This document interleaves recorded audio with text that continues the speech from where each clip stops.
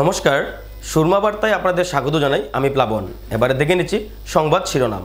শ্রীভূমি শহরের settlement road Vivekananda পল্লীতে রাতের বেলায় উত্তপ্ত পরিস্থিতি।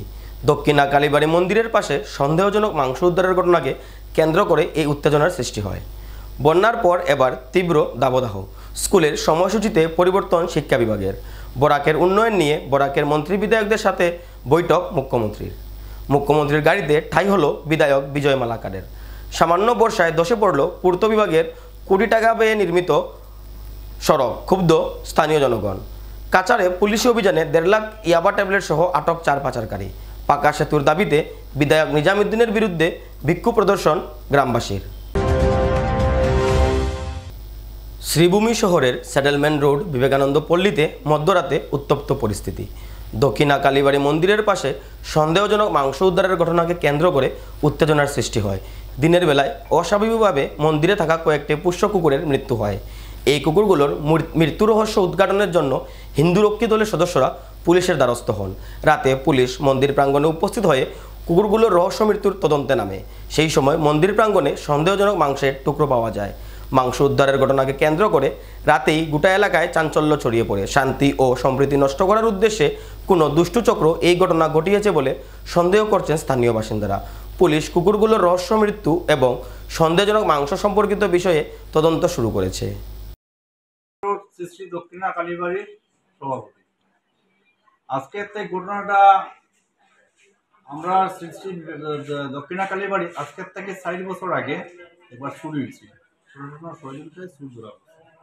তারপরে আমরা মন্দির কমিটি পাড়া প্রতিবেশী সবে মিলিয়া মন্দিরও কুকুর পালার ব্যবস্থা করছি। করার পরে 6টা কুকুর, 6টার থেকে এখন 13টা হয়েছে। কালকে সকালে কমতে করে দেখা যায় 2টা কুকুর মারা গেছে। আমরা মনে হচ্ছি হয়তো কিংবা সাধারণ কোনো রোগীর বেমারে কুকুর মারা গেছে। আমরা এই অবস্থা সন্ধ্যা হইতে হইতে দেখি আমরা এখানে প্রায় 4-5টা আরো মারা গেছে। আরো বাকি অসুস্থ অবস্থায় আছে থেকে চুকা পানি খাওয়াইছে, খাওয়াইয়া মোটামুটি একটা অবস্থা।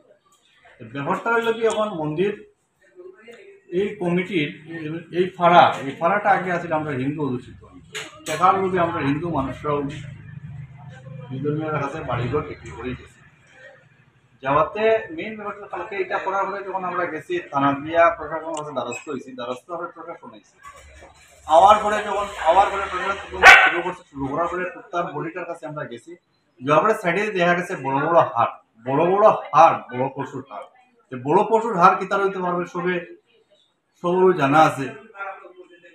তারপরে আমরা এটা লইয়ে আমরা এখন আমরা আবার এখানে প্রশাসনের কাছে আমরা দ্বারস্থ হয়েছি। যদি আগামী 24 ঘন্টার ভিতরে এটার গৃহীত ব্যবস্থা না হয়, আমরা পুরা ডিস্ট্রিক্ট জুড়িয়া গণতান্ত্রিক পদ্ধতিতে বৃহত্তর আন্দোলন আমরা নামব।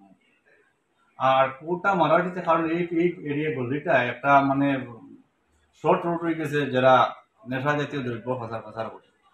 আর গল্লিত কিছু সন্দেহভাজন মানুষ রাত্রে আওয়াজ করে, হয়তো কিবা তারার আওয়াজ লাগিয়া কুত্তায় ডিস্টার্ব করে। এই কারণে তারা হয়তো সম্ভবত এটারে জিয়ার আমরা দেখছি, হয়তো কিবা কোনো বিষাক্ত জিনিস তারা রূপে প্রয়োগ করে। আজকে আমরা সেই আর তারা তো অবলা প্রাণী, তারার যাতে বিচারটা। সবথেকে বড় কথা, এই মন্দিরটা অপবিত্র করার চেষ্টা করা হয়েছে। পিছিয়ে আমরা ভৈরবর স্থান, আমরা মন্দিরও নিত্য পূজা হয়, নিত্য সন্ধ্যারতি হয়, ভৈরবর সেবা হয়। প্রত্যেক শনিবারে শনি সেবায় ভৈরবর স্থলের সামনে কালকে ফুটেজও আমার সাংবাদিক ভাইরা এটা প্রশাসনে এটা লইয়া গেছিলেন। কেন বড় হাটকে সাথে পাওয়া গেছে। এটা হয়তো মনে করি এই এরিয়া আগে হিন্দু অধ্যুষিত অঞ্চল আছে, হয়তো বা হিন্দুটারে উচ্ছেদ ধরার লাগে কেউ কোনো প্ল্যানিং করে। শ্রীভূমি জেলায় চলতি অত্যাধিক গরমের ফলে সৃষ্ট পরিস্থিতিতে বিদ্যালয়ের ছাত্রছাত্রীদের পাঠদানে স্বস্তি প্রদান করতে জেলা প্রশাসনের নির্দেশে শ্রীভূমি জেলার সব সরকারি, প্রাদেশিকৃত ও বেসরকারি বিদ্যালয়ের পাঠদানের সময়সূচির পরিবর্তন করা হয়েছে। পরিবর্তিত সময়সূচি অনুসারে নিম্ন প্রাথমিক বিদ্যালয়ের পাঠদান শুরু হবে সকাল 7:30টায়, চলবে সকাল 11:30টা পর্যন্ত। পাশাপাশি এমই স্কুলের পাঠদান শুরু হবে সকাল 7:30টায়, চলবে 12টা পর্যন্ত। এছাড়া হাইয়ার সেকেন্ডারি স্কুল ও হাই স্কুলে পাঠদান শুরু হবে সকাল 7:30টায় এবং চলবে 12:30টা অবধি। এতে শ্রীভূমি বিদ্যালয়সমূহের পরিদর্শক জানিয়েছেন, বোর্ড, কাউন্সিল অথবা ডিএলআইসি পরিচালিত পরীক্ষা এই আদেশের ফলে পরিবর্তন করা হবে না এবং পূর্ব নির্ধারিত সূচি অনুসারে যথারীতি চলবে। বিদ্যালয়গুলিতে পিএম পোষণ অর্থাৎ মিড ডে মিল সুবিধা অনুসারে সকাল 11টায় পরিবেশন করতে বলা হয়েছে। আদেশে বিদ্যালয় কর্তৃপক্ষকে ছাত্রছাত্রীদের স্বার্থে কিছু নিয়ম মেনে চলতে নির্দেশ দেওয়া হয়েছে। এর মধ্যে মর্নিং অ্যাসেম্বলি ক্লাসরুমের ভিতরে করতে হবে। বিদ্যালয়ের ছাত্রছাত্রীদের পর্যাপ্ত পানীয় জল পান করা বিদ্যালয় কর্তৃপক্ষকে সুনিশ্চিত করতে হবে। ছাত্রছাত্রীরা ওয়েস্টকোট ও টাই না পরে স্কুলে আসতে পরামর্শ দেওয়া হয়েছে। বিদ্যালয় কর্তৃপক্ষকে ক্লাসরুমের সব পাখা ঠিকভাবে চলা ও কক্ষগুলিতে পর্যাপ্ত বাতাস প্রবেশ করছে কিনা তা সুনিশ্চিত করতে হবে। বিদ্যুৎ সরবরাহের বিকল্প ব্যবস্থা রাখতেও বলা হয়েছে স্কুল কর্তৃপক্ষকে। मैं इंस्पेक्टर ऑफ स्कूल और डीओ हूँ श्री भूमिका। तो हमारा अभी कल एक मैसेज आया था हमारे सेक्रेटरी साहब के साथ सर के साथ पास से। तो हमारे डायरेक्टर मैडम ने दिया था कि सभी स्कूल को हीट वेव के कारण बच्चों को कैसे रहना है और थोड़ा प्रिकॉशंस के बारे में बोला था। तो आज सवेरे डीसी सर ने एडीसी सर को बोला कि जैसे अभी हमारा यहाँ पे बहुत गर्मी हो रहा है तो इसके लिए स्टूडेंट्स को थोड़ा संभाल के रहना है। तो स्कूल का टाइमिंग अभी थोड़ा चेंज किया गया है, रिशेड्यूल किया गया है। अभी मॉर्निंग क्लास होगा, कल से ये अफेक्ट होगा 7:30 AM से। जो एलपी स्कूल है वो 11:30 तक होगा और जो अपर प्राइमरी और हाई स्कूल हायर सेकेंडरी है वो लगभग 12:30 तक चलेगा। और अभी ये मैं कहना चाहता हूँ कि जो भी टीचर से स्टूडेंट्स को थोड़ा ख्याल रखें ताकि कोई फेंट ना हो और स्टूडेंट्स का कोई प्रॉब्लम ना हो। इमरजेंसी के लिए आप डॉक्टर का नंबर रखिए और ठीक से रहिए। गर्मी के लिए थोड़ा सावधान रहिए। Thank you. বরাক উপত্যকার উন্নয়ন নিয়ে বরাকের মন্ত্রী বিধায়কদের সাথে বিশেষ বৈঠক মুখ্যমন্ত্রী ডক্টর হিমন্ত বিশ্ব শর্মার। মুখ্যমন্ত্রীর পৌরোহিত্যে লোকসেবা ভবনে অনুষ্ঠিত হয় এই বৈঠক। উক্ত বৈঠকে বরাক উপত্যকার 3 জেলার মধ্যে সমান ও দ্রুত উন্নয়ন নিশ্চিতকরণের জন্য আলোচনা করা হয়। বরাক উপত্যকার প্রত্যেকটি সিভিল হাসপাতালে এমআরআই সুবিধা প্রদান করারও বিষয়ে আলোচনা করা হয়। এছাড়াও দিল্লি ও কলকাতায় বরাক ভবন স্থাপনের প্রস্তাব গ্রহণ করা হয়। এছাড়াও এদিন বরাকের সংস্কৃতি ও ক্রীড়ার মানকে বিশ্ব দরবারে পৌঁছে দিতে বরাক সংস্কৃতি ও ক্রীড়া উৎসব আয়োজনেরও পরিকল্পনা গ্রহণ করা হয়। এদিনের বৈঠকে মন্ত্রী কৃষ্ণেন্দু পাল, কৌশিক রায়, বিজেপি রাজ্যসভার প্রার্থী কোনাথ পুরকাইস্ত সহ অন্যান্য বিধায়করা উপস্থিত ছিলেন। মুখ্যমন্ত্রী ডক্টর হিমন্ত বিশ্ব শর্মার গাড়িতে রাতাবাড়ির বিধায়ক বিজয় মালাকার। মুখ্যমন্ত্রী ডক্টর হিমন্ত বিশ্ব শর্মার সফরের সময় হাইলাকান্দিতে মুখ্যমন্ত্রীর গাড়িতে বিজয় মালাকার উঠতে চাইলে মুখ্যমন্ত্রীর নিরাপত্তারক্ষীরা বিধায়ক বিজয় মালাকারকে বাধা দিয়ে গাড়ি থেকে নামিয়ে দেন। এই বিষয় নিয়ে বরাক জুড়ে তীব্র আলোচনা সমালোচনার সৃষ্টি হয়। মঙ্গলবার সব সমালোচনার অবশেষে গুয়াহাটিতে মুখ্যমন্ত্রী ডক্টর হিমন্ত বিশ্ব শর্মার গাড়িতে চেপে যাত্রা করেন বিধায়ক বিজয় মালাকার।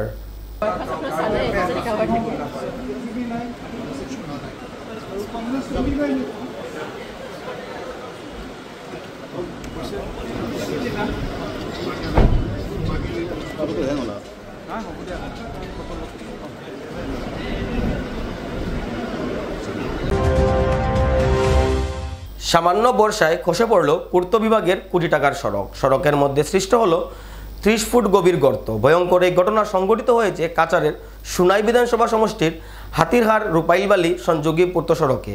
কিছুদিন পূর্বে হওয়া বৃষ্টিতে অতি গুরুত্বপূর্ণ এই সড়কের এক বৃহৎ অংশ ধসে পড়ে। ফলে রাজপথের মাঝে সৃষ্টি হয় 30 ফুট গভীর গর্ত। ভয়ঙ্কর এই ঘটনার ফলে এই সড়ক দিয়ে যাতায়াত ব্যবস্থা সম্পূর্ণভাবে বন্ধ হয়ে পড়েছে। ফলে দুর্ভোগে ভুগছেন বিস্তীর্ণ এই অঞ্চলের জনগণ। স্থানীয় জনগণের অভিযোগ, 2 বছর পূর্বে নির্মাণ হওয়া এই সড়ক নির্মাণে ব্যাপক দুর্নীতি সংঘটিত হয়েছে। ঠিকাদার ও বিভাগীয় আধিকারিকদের দুর্নীতির জন্য নবনির্মিত এই সড়কের এই অবস্থা হয়েছে বলে অভিযোগ করেছেন স্থানীয় জনগণ। হাতিরহাট শেখপাড়া, এটা তো আগে একবার পুরানো হয়েছে। পুরানা হওয়ার পরে যে তারা রিপেয়ারিং কাজ করছে, বেকায়া উকায় তারা কিছু হারাইছে, আমরা দেখছি, আমরা লোকাল মানুষে কাজ ঢুকায় করছে, বেকায়াও করছে। আমরা কমপ্লেন করছি, তারা করছে কিছুই হইতো না। এটা 2200 সময় হয়েছে। এখন তো রিং পুরা সব রিং পুরা জুড়ি হয়ে গেছে, দাবি গেছে না তো রিং পাটিয়া, রিং তো নিচেও আছে। আর এখন উপরে যেটা আসলো যে এটা পুরো ভাঙছে। এই ভাঙার কারণে আমরা 30 ফুট এখন যে আমরা রাস্তার গাতা হয়েছে। এটা তো প্লাট থেকে হয়েছে, তো আজকে সপ্তাহ দিন থেকে হয়ে গেছে এরকম। এখন বন্ধ আছে। এখন আমরা যে ব্রিজটা বানাইয়া, এই ব্রিজটার কারণে আমরা এইদিকে চলতে লাগে বাসের। এটা তো আমরা গাঁওর একজন আছে, আমরা প্লাট কন্ট্রোলেও দিয়া দেয়। আর আমরা এপি সাহেব একজন আছেন, আমরা এপি সাহেবেও আমরা সাহায্য করছেন বেগান। গাড়ি চলাচল বন্ধ। এটা তো কারণ, এটা তো মনে করো আমরারও দুর্ভাগ্য, দুর্নীতি আর দুর্ভাগ্যর কারণে এটা আমরা হয়েছে। কাছাড় জেলায় পুলিশের পৃথক পৃথক অভিযানে 1.5 লক্ষাধিক ইয়াবা ট্যাবলেট সহ গ্রেফতার 4 সরবরাহকারী। ড্রাগসের বিরুদ্ধে কাছাড় পুলিশের অভিযান অব্যাহত। কাছাড় জেলায় বৃহৎ পরিমাণ ইয়াবা ট্যাবলেট সহ পুলিশের হাতে গ্রেফতার 4 সরবরাহকারী। জেলার বেরেঙ্গা ও রামনগর বাইপাসে পৃথক পৃথক 2 অভিযান চালিয়ে পুলিশ 1.5 লক্ষাধিক ইয়াবা ট্যাবলেট জব্দ করে। সাথে পুলিশ এই ঘটনার সাথে জড়িত 4 সরবরাহকারীকেও আটক করতে সক্ষম হয়। জব্দ হওয়া ইয়াবা ট্যাবলেটগুলোর কালোবাজারি মূল্য 45 কোটি টাকা হবে বলে পুলিশের সূত্রে জানা গেছে। পুলিশ ধৃতদের থানায় নিয়ে এসে জিজ্ঞাসাবাদ চালিয়ে যাচ্ছে। হাইলাকান্দির আলগাপুর কেন্দ্রের বিধায়ক নিজামুদ্দিনের অকর্মণ্যতার আরও এক উদাহরণ সামনে উঠে এলো। বিধায়ক নিজামের এলাকার জনগণ এবার পাকা সেতুর দাবিতে পথে নামলেন।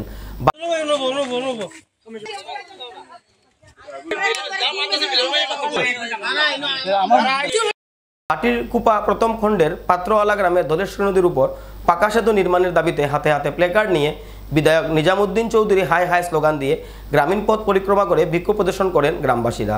পাত্রওয়ালা ও শুক্লবৈদ্য পাড়ার হাজার হাজার মানুষ স্বাধীনতার ৭৭ বছর ধরে বাঁশের সাঁকো দিয়ে যাতায়াত করে যাচ্ছেন। ওইসব এলাকার উন্নয়নের প্রতিশ্রুতি দিয়ে গত বিধানসভা নির্বাচনে কৌশলে ভোট আদায় করে বিধায়ক নির্বাচিত হয়েছিলেন নিজামুদ্দিন চৌধুরী। কিন্তু নির্বাচিত হওয়ার পর সেদিকে ফিরে তাকানোরও সময় পাননি তিনি।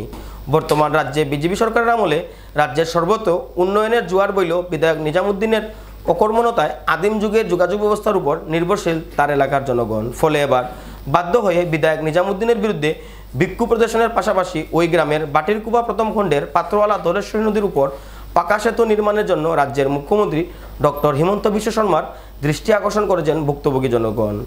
এই পাত্রওয়ালা বা এখানের শুক্লবৈদ্য পাড়া আমরা সব এখানে সমবেত হয়েছি। আমরা যে এখানের একটা ব্রিজ কলেজে যাওয়ার রাস্তা, এই ব্রিজটায় আমরা বাচ্চা কাচ্চা যাওয়ার লাগে অনেক অসুবিধা হইতেছে।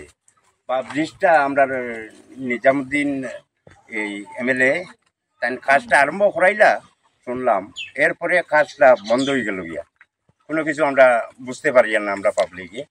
গতিকে আমরা এটা নিয়ে আজকে একটা 2 গ্রাম সমবেত হইয়া একটা মিছিলের আয়োজন করছি।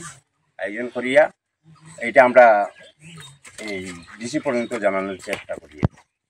আর এটাতে যাতে আমরা সুব্যবস্থা করে দেবার পক্ষে আমরা ডিস্ট্রিক্ট এই ম্যাজিস্ট্রেটের সহযোগিতা আমরা কামনা করি।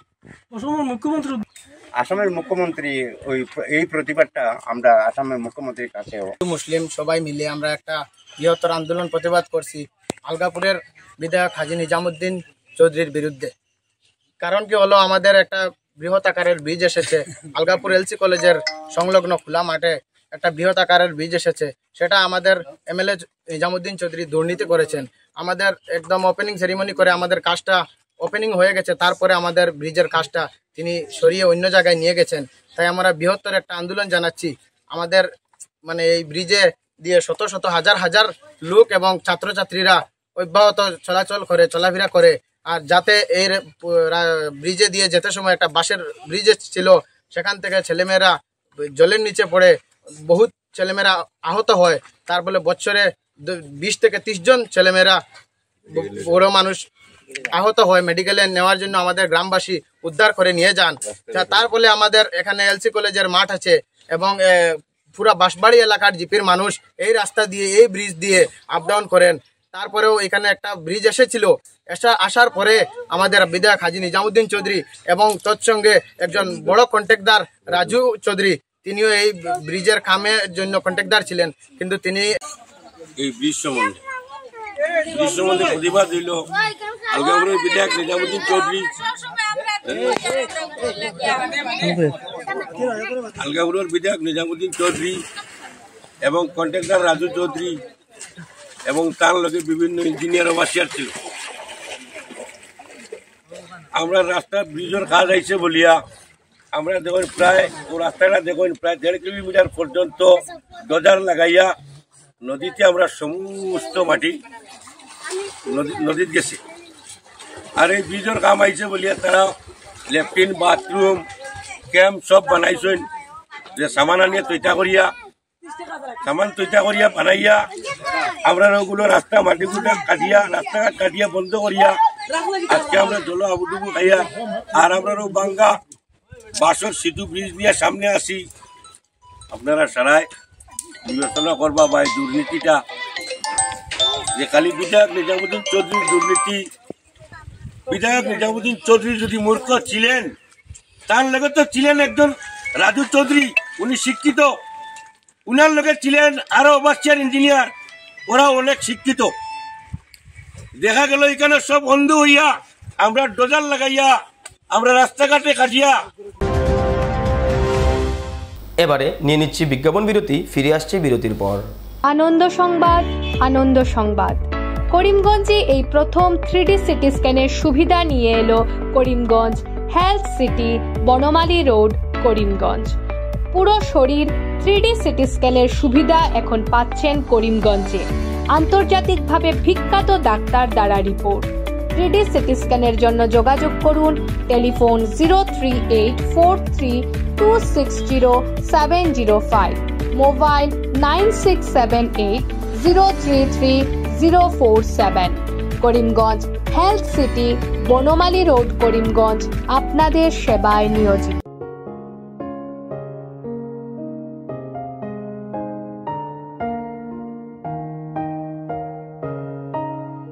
চিকিৎসা সেবায় নতুনত্ব নিয়ে হাজির নিউ লাইফলাইন হাসপাতাল। অত্যাধুনিক প্রযুক্তিতে এখানে pinhole surgery, gallbladder, appendix surgery করা হয়।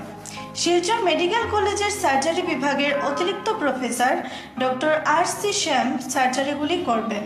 তাছাড়া তিনি প্রতি শনিবার বিকেল 3টে থেকে OPD-তে রোগী দেখবেন। রয়েছেন শিশুরোগ বিশেষজ্ঞ ডক্টর গুলজার হোসেনও।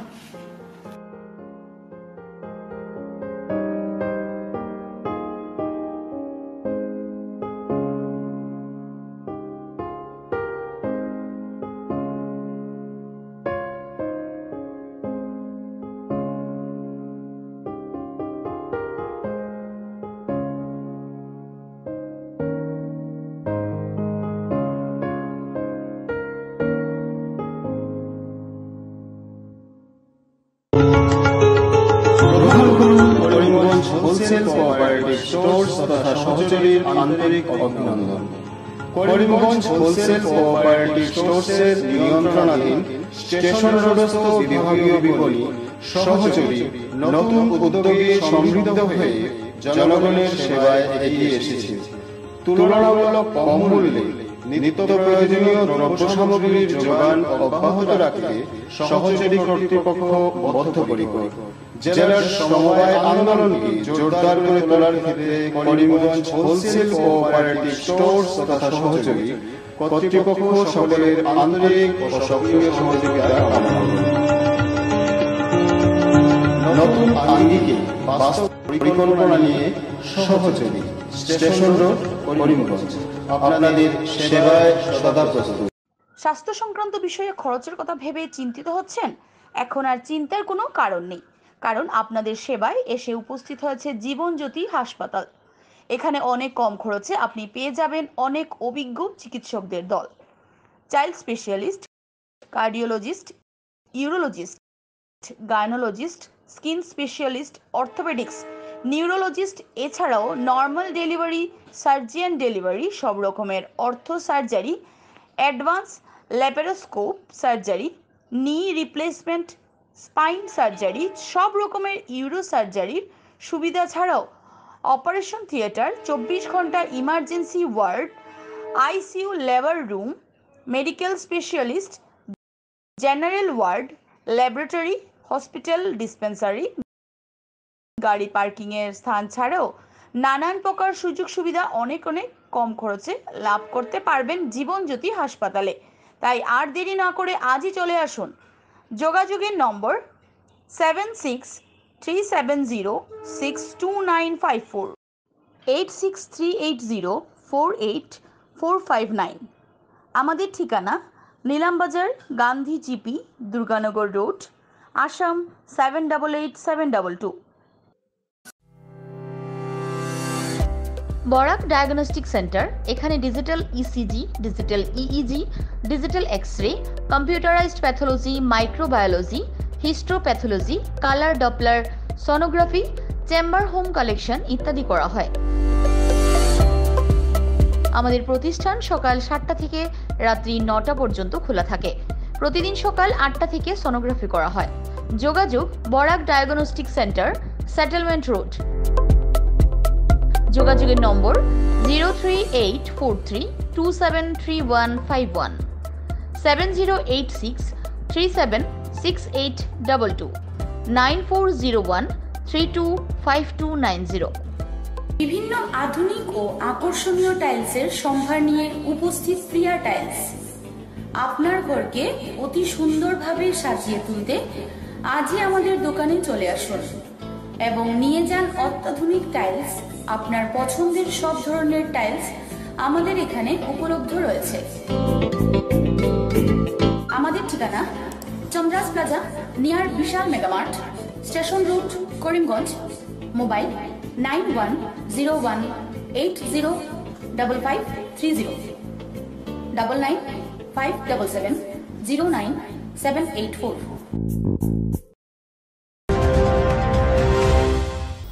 শূন্যবার্তা আজ এ পর্যন্তই। আগামীকাল আবারও দেখা হবে একই সময় একই চ্যানেলে। নমস্কার।